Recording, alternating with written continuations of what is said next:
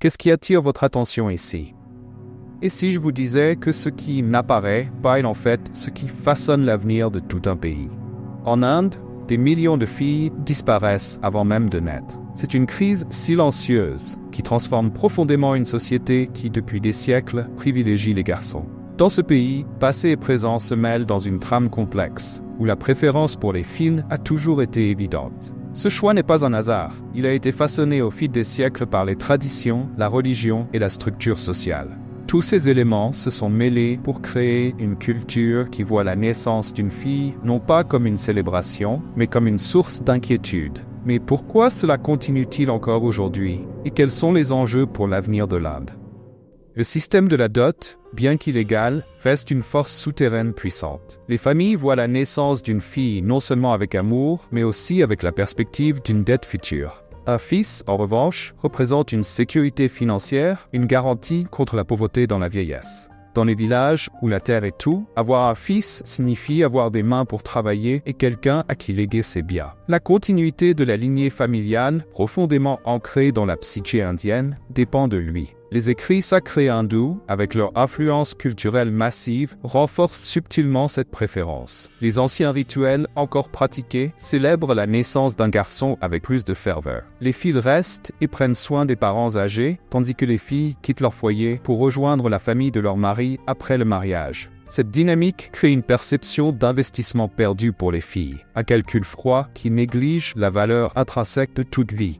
Même avec l'avancée de l'éducation et de l'urbanisation, ces racines culturelles persistent. Dans les villes, la préférence est moins explicite, mais influence toujours les décisions familiales de manière subtile et profonde. Cette tendance historique n'est pas figée dans le passé. Elle a évolué, s'adaptant aux réalités contemporaines. La révolution technologique dans le domaine médical a apporté des progrès incroyables. Mais en Inde, cette même technologie est devenue une arme à double tranchant dans la question des avortements sélectifs. L'échographie, conçue pour sauver des vies, est désormais utilisée comme un outil pour les éliminer avant même qu'elle ne voie le jour. Dans les années 70, l'introduction de l'échographie a marqué le début d'une nouvelle ère, ce qui aurait dû être un moment de joie pour les futurs parents. Voir leur bébé pour la première fois s'est transformé en une opportunité pour sélectionner. En un simple examen, les familles pouvaient découvrir le sexe du fœtus et décider de son sort. La prolifération de cliniques clandestines dans les zones urbaines et rurales a nourri cette pratique. Opérant dans l'ombre, ces établissements offrent des services rapides et discrets, souvent sans aucune supervision médicale adéquate. Un commerce lucratif a émergé, exploitant le désespoir de familles prises entre des traditions séculaires et des réalités économiques modernes. Il n'a pas fallu longtemps pour qu'ils trouvent de nouvelles façons de contourner la loi. Les tests ADN prénatal, initialement développés pour détecter les anomalies génétiques, sont désormais utilisés pour déterminer le sexe du bébé dès les premières semaines de grossesse. Ces échantillons de sang peuvent facilement être envoyés à des laboratoires à l'étranger, contournant ainsi les restrictions locales. Le gouvernement indien tente de lutter contre cette pratique en renforçant les réglementations et en surveillant de près les équipements médicaux. Cependant, l'immensité du pays et la corruption généralisée rendent difficile l'application efficace de ces mesures. Pour chaque clinique fermée, une autre émerge aussitôt. À une époque où l'information circule à la vitesse de la lumière, les frontières entre légal et illégal deviennent floues. Les forums en ligne et les applications de messagerie sont devenus des plateformes où l'on partage des informations sur la façon de contourner les lois, créant un réseau souterrain de savoir interdit. En 1994, le gouvernement a pris une mesure importante en adoptant la loi sur les techniques de diagnostic prénatal, interdisant la divulgation du sexe du fœtus. Cependant, la réalité raconte une autre histoire. Les cliniques clandestines continuent de fonctionner, protégées par un réseau de complicité silencieuse impliquant des familles, des médecins et même des autorités locales. Le stigmate social autour du sujet complique encore plus la situation. Les femmes qui refusent de se soumettre à des avortements sélectifs subissent souvent une pression familiale intense, l'ostracisme social et, dans les cas extrêmes, la violence domestique. La peur des répercussions sociales empêche de nombreuses victimes et témoins de signaler les cas d'avortements sélectifs. Les sanctions prévues par la loi sont sévères, allant de lourdes amendes à la prison pour les médecins et les familles impliquées. Cependant, les condamnations sont rares. La nature clandestine de cette pratique, combinée à la réticence des communautés à coopérer avec les enquêtes, fait que peu de cas aboutissent devant les tribunaux. Le déséquilibre démographique en Inde, conséquence de décennies d'avortements sélectifs, engendre une crise sociale sans précédent. Dans certains États, la pénurie de femmes a atteint des niveaux alarmants, certaines régions ne comptant que 800 femmes pour 1000 hommes. Les écoles de ces régions reflètent cette réalité déformée. Les salles de classe, dominées par une écrasante majorité de garçons, non seulement nuisent au développement social des enfants, mais perpétuent également les cycles d'inégalité entre les sexes. Sans la présence d'épouses et de filles, de nombreux foyers manquent du soutien émotionnel et des soins traditionnellement fournis par les femmes. Cela entraîne une augmentation des problèmes de santé mentale chez la population masculine, notamment la dépression et l'abus de substances. Le déséquilibre entre les sexes en Inde a déclenché une vague de violence et d'exploitation à l'encontre des femmes, exacerbant des problèmes sociaux déjà existants. Cette crise silencieuse transforme des régions entières en zones à haut risque pour les femmes. Dans les régions les plus touchées, la pénurie de femmes a entraîné une augmentation alarmante des cas de viol et d'agressions sexuelles. Dans des États comme le Haryana, où le rapport entre les sexes est particulièrement déséquilibré, les taux de crimes violents contre les femmes ont explosé ces dernières années.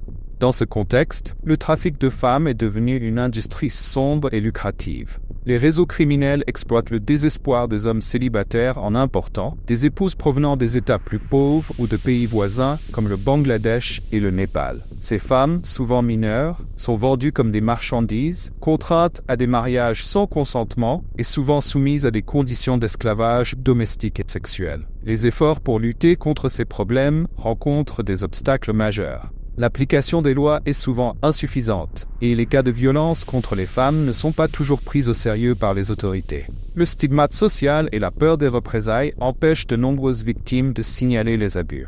L'économie locale est également touchée. Les industries qui dépendent de la main-d'œuvre féminine, comme le textile et l'artisanat, souffrent d'un manque de travailleuses. Dans les zones rurales, où l'agriculture constitue la base de l'économie, la pénurie de femmes crée de sérieux problèmes. Elles ont toujours joué un rôle essentiel dans les activités agricoles, de la plantation à la récolte, et leur absence réduit la productivité et augmente les coûts de main-d'œuvre, compromettant l'équilibre alimentaire du pays.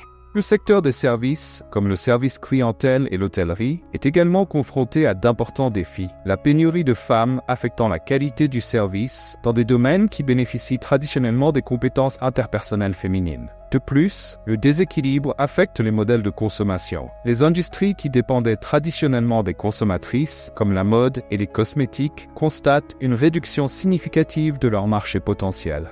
Les estimations indiquent que si les tendances actuelles se poursuivent, l'Inde pourrait avoir un excédent de 40 millions d'hommes en âge de se marier d'ici 2030. Ce déséquilibre massif non seulement intensifiera les problèmes sociaux existants, mais créera également de nouveaux défis à une échelle sans précédent. La migration interne et internationale est susceptible de croître. Les régions avec peu de femmes pourraient connaître une sortie massive d'hommes, tandis que les zones avec un équilibre de genre pourraient ressentir une pression démographique croissante, générant des tensions sociales et politiques entre États et communautés. L'avenir démographique de l'Inde est un tournant crucial. Les choix faits maintenant par les familles, les communautés et les dirigeants détermineront si le pays pourra inverser le déséquilibre ou s'il fera face à des décennies de conséquences dévastatrices. L'urgence est réelle, car chaque jour sans changement signifie plus de vies perdues et un avenir encore plus incertain pour l'une des plus grandes nations du monde.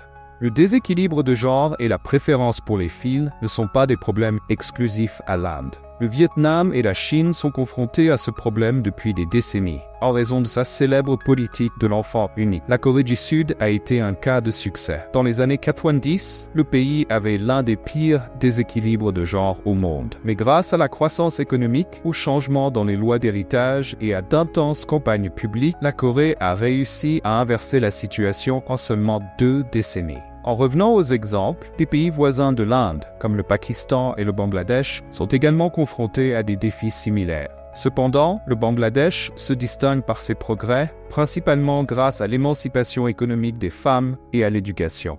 Aux États-Unis et en Europe, la question prend une autre forme. La technologie de sélection de sexe est disponible, mais soulève des débats éthiques quant à son utilisation. Alors que des pays comme le Royaume-Uni interdisent cette pratique à des fins non médicales, les États-Unis l'autorisent sous certaines réglementations. Le Canada fait face à un dilemme intéressant. Sa société multiculturelle doit gérer des immigrants qui apportent avec eux une préférence pour les garçons, défiant ainsi les politiques de santé et d'intégration culturelle. Ces exemples internationaux montrent qu'il existe certains modèles universels. Le développement économique et l'éducation des femmes sont fortement associés à la réduction du déséquilibre de genre. De plus, les changements législatifs, notamment en matière de droit de succession, jouent un rôle important. L'expérience mondiale laisse clairement entendre qu'il n'existe pas de solution unique. Chaque pays doit adapter ses stratégies à ses réalités culturelles et socio-économiques. Mais le message est unanime. La lutte contre le déséquilibre de genre exige un effort coordonné et continu pour atteindre une véritable égalité.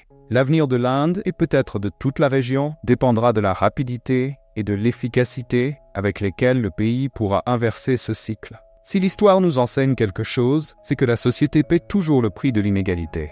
Et l'Inde ne fera pas exception. En plus de ce problème, l'Inde fait face à un autre défi qui affecte négativement sa population jusqu'à aujourd'hui. Et j'en parle dans la vidéo qui apparaît à l'écran.